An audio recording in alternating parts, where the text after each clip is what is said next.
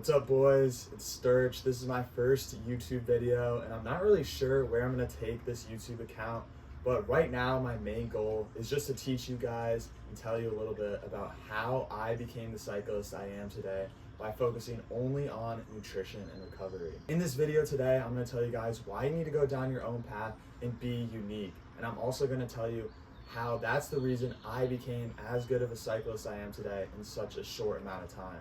Now, for any of you guys that don't know who I am, I'm a collegiate A cyclist at Indiana University, and I'm also a Little 500 cyclist, which is the biggest collegiate cycling race in the world.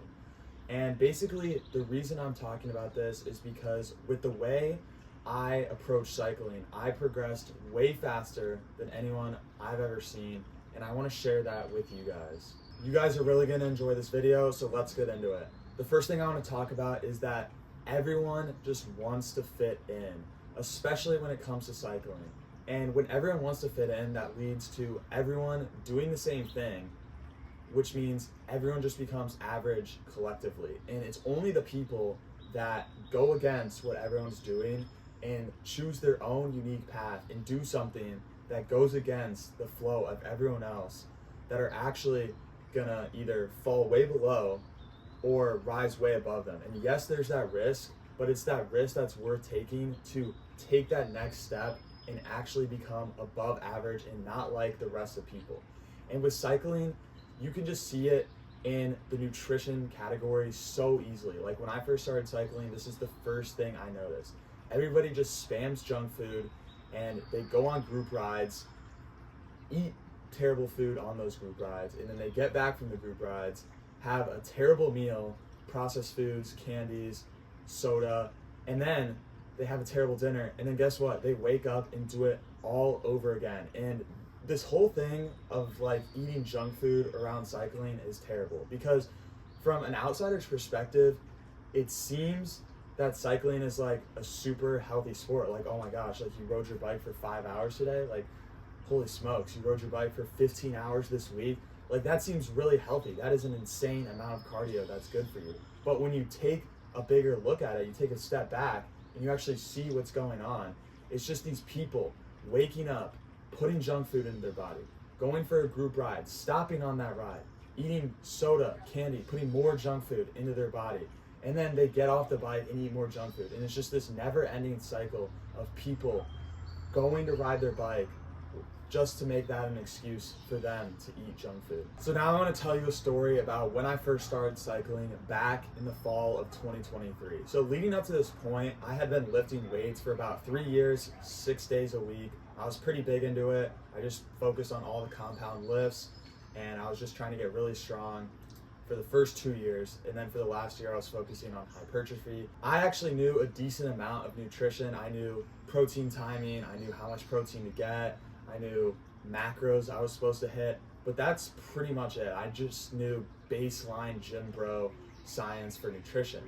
And I remember when I came for my first group ride, a week after joining my Little 500 team, I was greeted in the bike room with gummy bears, fruit snacks, little oatmeal cream pies, like crazy cookie like oatmeal bars, and I was like, what the heck is this? Like, I thought you guys fueled with like clean carbs, like fruits, stuff like that. And they were like, no, just eat this, you'll be fine for our 3-hour ride today. And honestly, that right there just shocked me because I was, like I said, I was a pretty healthy eater. I didn't really do desserts when I was in the gym. I stayed away from desserts, and it kind of just like shocked me. I was like, whoa, I thought like, how am I supposed to be able to fuel 3 hours of like high intensity, at the time for me, high intensity cardio when I'm putting stuff like gummy bears in my body? So I just didn't understand it, and it kind of shocked me a little bit. And that was my first experience with cycling. So fast forward 6 months later, I was riding my bike probably around 6 to 8 hours a week. I wasn't that consistent when I first started. I didn't really enjoy cycling as much as I did today. I kind of saw it as more of a task. Like, oh no, I have to go ride for 2 hours today. And part of the reason is I just like didn't feel good on the bike, and I didn't feel good in life. I had low energy. And another thing to note is that this part of my life is when I was doing the most amount of cardio that I had ever done in my life. By far the most amount of cardio. Even when I played 3 sports at once for my high school, I was doing the most amount of cardio in my life. But somehow, I was also the heaviest I was in my life, and I had the most amount of fat. And that didn't really make sense to me, and I just didn't feel good. And I was following what all cyclists said and what my teammates said, to just, yes, you can eat all this food because you need to fuel for your ride. You need the carbs, which makes sense. You need to eat food to fuel your rides. But I was eating all this food, and it was like relatively healthy, at least I thought. And I was putting on weight. I was feeling awful on the bike. I was feeling even worse just in life, off the bike. I had no energy. And at that point, I just realized something was wrong. This isn't how it should be done, and that something needs to change for me. All right, now we're gonna fast forward another 6 months. So we just went from the spring of 2024 to now early summer of 2024. And this is when I started doing my own research into nutrition and cycling diets and trying to just really understand how the body actually works in correspondence with the food that you feed yourself.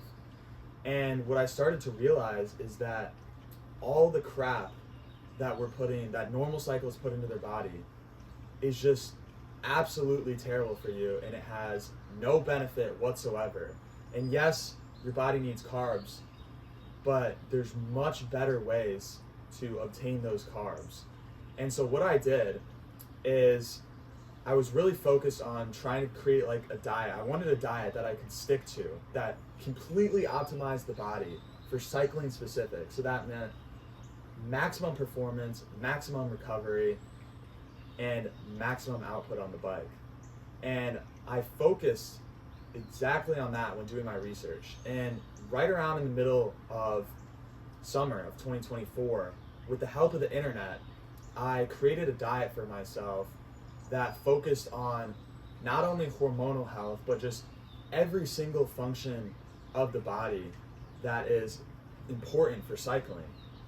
And I focused on that, and when I created it, I stuck to this diet for 2 months at the first part. 2 months I stuck to this diet, and the results were absolutely insane. So to test my results, before I left IU my freshman year to come back home for the summer, I did an FTP test. And I was about 185 pounds, which is give or take 84 kilograms. And I did an FTP test, and my FTP was 280 watts. So that's right around 3.3 watts per kilogram.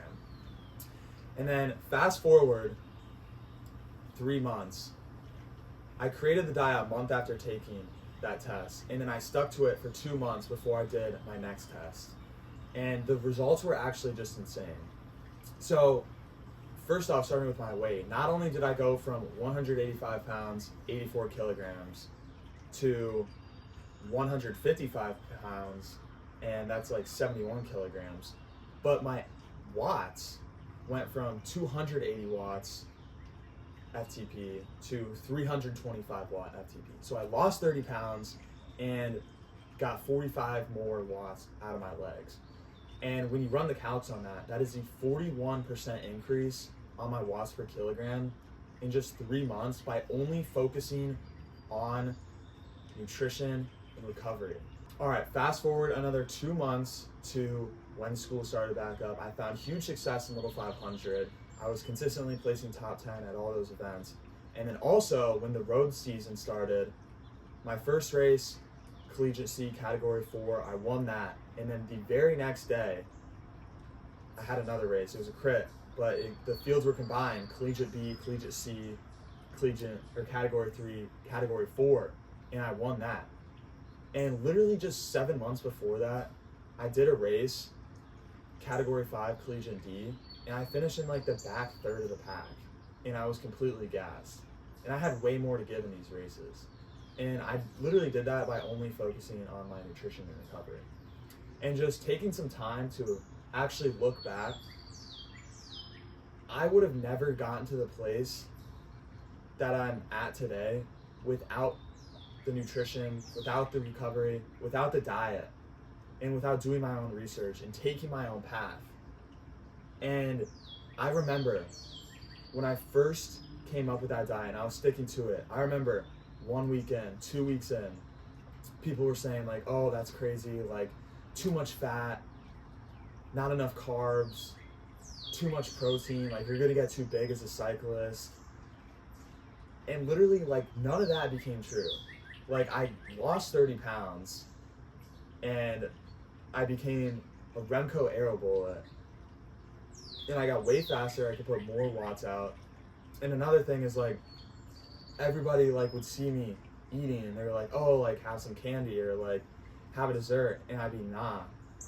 And they'd be like, that's so weird, like why aren't you having this? And I'm like, I don't want to put that stuff in my body, like it's just not good for my systems. I know if I have junk food today, I'm gonna feel bad tomorrow and it's just gonna cause a domino effect, creating me bad sleep and then bad workout the next day and then bad recovery. And everybody just doubted me, but I trusted myself. I had hope that, and I knew that if I went down my own path, I did my own research, I didn't listen to what everyone else was saying, what the group was saying, an average cyclist was saying. And by not listening to them, I was able to create something that was unique, that was perfect for me. And the result of that was just absolutely amazing. I mean, I had huge success on the bike. And I literally, like, the craziest part is that, for me, is that I just wasn't following any sort of training plan. Like if you look at my training, and you guys are like big into training plans, you guys would probably like suffer like cardiac arrest or you just wouldn't like it because it was terrible. Like it was the most inconsistent like thing ever. But somehow my watts per kilogram increased 41% in just the first 2 months of me following the diet that I created. And it's really just crazy. Like, if I want you guys to take one thing from this video, it's that you need to do your own research. You need to go down your own unique path that suits you, that's not fitting for the average cyclist, because you don't want to be an average cyclist.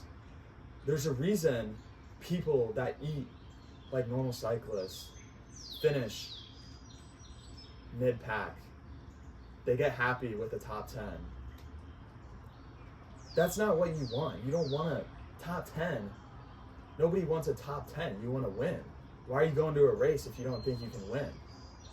You don't want to be like the average cyclist.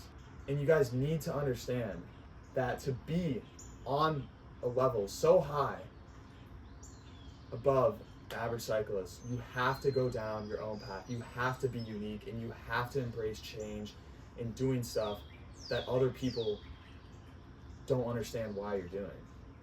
Nobody understands why I started the diet I did until they see the progress after just 2 months, and then they understand.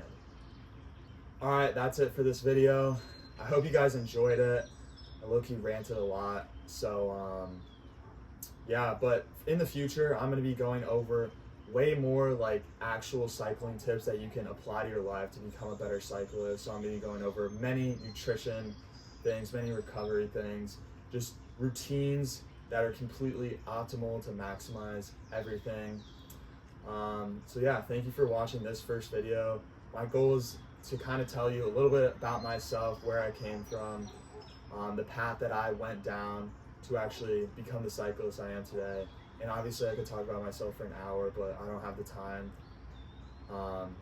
So yeah, but if you're interested in anything nutrition, recovery, cycling performance, I'm going to be covering all those aspects in future videos, and I'm super excited for you guys to learn the stuff that I have to teach. So yeah, I'll see you guys in the next one.